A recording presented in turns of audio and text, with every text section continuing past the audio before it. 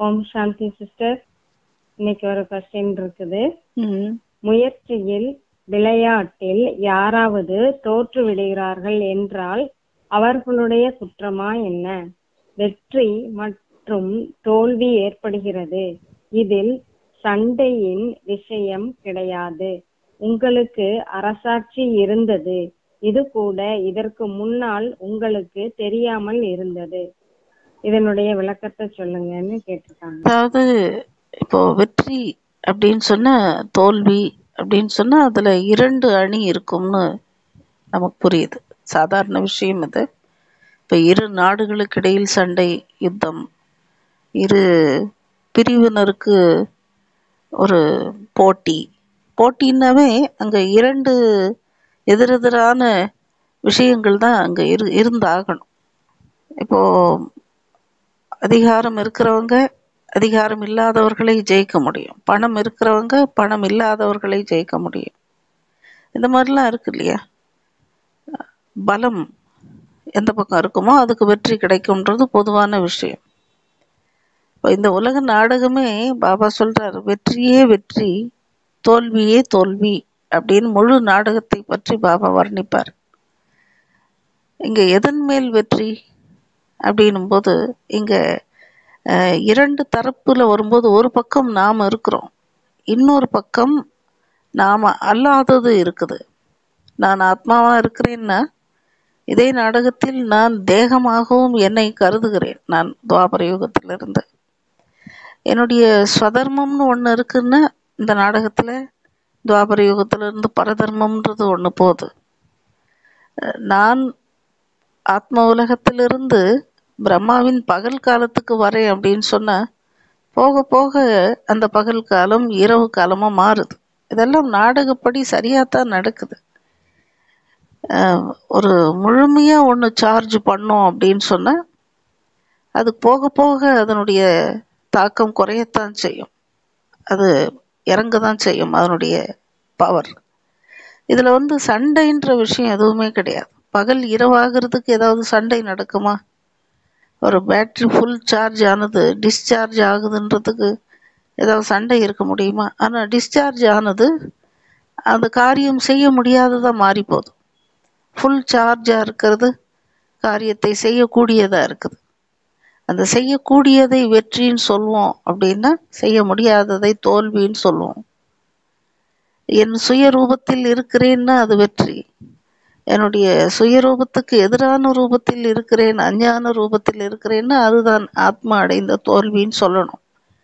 இதில் சண்டை எதுவுமே கிடையாது. இப்போ முழு நிலவு வருது, திரும்பவும் அமாவாசை ஆகுது. இதில் என்ன சண்டை நடந்தது?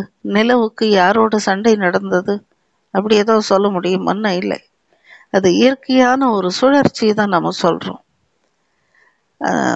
எல்லா விஷயத்திலுமே சொல்லலாம். ஆனால் பொதுவாக வெற்றி தோல்வி அப்படின்னா 2 அணிகள். இப்போ ஒரு நாடுகள் கடும் சண்டை நடக்குதுன்னா சண்டைக்கு பிறகுதான் இந்த அரசன் வெற்றி பெற்றார் அந்த அரசனை, அப்போ அந்த நாட்டை இவர் பிடுங்கிக்கிட்டார். சண்டை போட்டு தான் இன்னொரு நாட்டை இவங்க பிடிக்கிறாங்க. தோல்வி அடைந்த நாடு வெற்றி அடைந்த நாட்டுக்கு அடிமையாகி போகுது. அந்த அரசாங்கம் இவங்க கையில் வருது. அங்கே சண்டை நடக்குது. தங்களுடைய நாட்டை காப்பாற்றிக்கிறதுக்கு அந்த நாட்டு வீரர்கள் சண்டை போடுறாங்க. ஆனால் யார் பலம் வாய்ந்த படை இருக்குமோ அவங்க சண்டையில் ஜெயிக்கிறாங்க. அது வேற விஷயம், வெற்றி தோல்வின்றது. ஆனால் இந்த உலக நாடகத்தின் விஷயம் எப்படிப்பட்டதாக இருக்குன்னா, தனக்கு தானாகவே பகல் இரவு ஆகிற மாதிரி ஆத்மா அபிமானம் தேக அபிமானமாக ஆகி போகுது. ராமராஜ்யம் ராவண ராஜ்யமாக மாறி போகுது. அந்த ரீதியில் நாம் தோல்வி அடைந்தோம் வெற்றி அடைந்தோம் அப்படின்றதெல்லாம் இருக்கு நாடகத்தில்னு பாபா சொல்கிறார். வெற்றியே வெற்றி, தோல்வியே தோல்வின்னு பாபா அதுக்கு தான் குறிக்கிறார். பாபா எப்போ நமக்கு கிடைக்கிறார், அவருடைய ஸ்ரீமத்து கிடைக்குது, அவருடைய சகல சம்பந்தங்கள் பாலனை கிடைக்குதுன்னும் போது நம்முடைய முழுமையான இருளிலிருந்து நாம் வெளியேறோம். நாம் ஒரு சிறைக்குள்ளே இருந்து வெளியேறோம். எல்லா விதமான கஷ்டங்கள்லேருந்து வெளியேறோம். நமக்கு என்ன தேவைன்னு நம்ம ஜென்மமாக எதிர்பார்த்தோமோ அத்தனையும் திரும்பவும் நம்ம அடையிறோம். அதனால இங்க நம்ம யாரு கூடயும் சண்டை போடுறதில்லை. ஆனா உலகத்துல என்ன சொல்றாங்க, கௌரவர்களும் பாண்டவர்களும் சண்டை போடுறதுனாலதான் அதர்மம் அழிந்தது, தர்மம் வென்றது, அதர்மம் தோற்றது அப்படின்னு வெற்றி தோல்வின்றது சண்டையா காட்டுற. ஆனா இங்க என்ன, நானா இருந்தேன் அரைக்கல்பம், இரண்டாவது அரைக்கல்பத்தில் நான் என்னை மறந்து இன்னொன்றா மாறி போனேன். அது படிப்படியா கலைகள் குறையிறதுனாலும் ஆத்மபலம் குறைந்து போறதாலும் ஏற்படக்கூடிய மாற்றம், அவ்வளவுதான். அந்த மாற்றத்தால நான் கொஞ்சம் கொஞ்சமா என்ன ஆகிறேன், சுயநினைவை இழந்து சுயஸ்வரூபத்தை இழந்து இன்னொன்றாய் மாறினதால வரக்கூடிய கஷ்டங்களை நான் அனுபவிக்கிறேன். ராவண ராஜ்யத்துக்கு போனதால் திரும்பவும் ராம ராஜ்யத்தை கொண்டு வர பாபா நமக்கு உதவி செய்யும் போது அந்த ராவண ராஜ்யத்தையே நம்ம முழுமையா மாத்துறோம். ராவணனையும் நம்ம கிட்ட இருந்து நீக்கிறோம். அந்த ராவண ராஜ்யத்தையும் நாம மாற்றி ராமராஜ்யமா மாறுறதுக்கு தந்தைக்கு உதவியாளரா இருக்கிற அளவுக்கு நாம மாறி போறோம். இப்போ பாபாவின் துணையோட நாம முழுமையான நிலைக்கு போறோமோ அதை வெற்றின்னு சொல்றோம். அப்படி வெற்றி நிலையில் போன ஆத்மா மறுபடியும் கீழிறங்கி அடுத்த கல்பத்தில் திரும்பவும் ராவணன் வசம் ஆகும்போது அங்க தோல்வி ஆரம்பிக்குதுன்னு சொல்லணும். இதுல சண்டைக்கான விஷயம் எதுவும் கிடையாது. இதுல இவங்களுடைய தோஷம் இருக்கு அப்படின்னும் கிடையாது. ஏன்னா படிப்படியா அந்த சந்திர ஒளி குறைந்து குறைந்து அமாவாசை ஆகுதுன்னும் போது அது இயற்கையின் நிகழ்வுகள், பூமியின் சுழற்சி, சந்திரனின் சுழற்சி. அதனால அந்த நிழல் அல்லது ஒளி சந்திரன்ல அதிகமாகிறதும் குறையிறதும் இயற்கையா நடக்கிற நிகழ்வு மாதிரி தான். அது மாதிரிதான் ஆத்மாவின் நிலை. இதுல உங்களுக்கு தோஷம் அப்படிலாம் கிடையாது. துவாபர ஆதியில நமக்கு என்ன தோஷம் இருந்தது?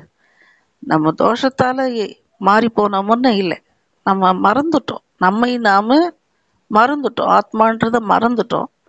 அப்போ நான் யார் என்ற கேள்வி எழும்போது வெளிப்புறமாக அந்த பார்வையை திசை திரும்பி போனதால நம்மை தேகம்னு உணர்ந்தோம், தவறான பாதையில காலை வச்சுட்டோம்.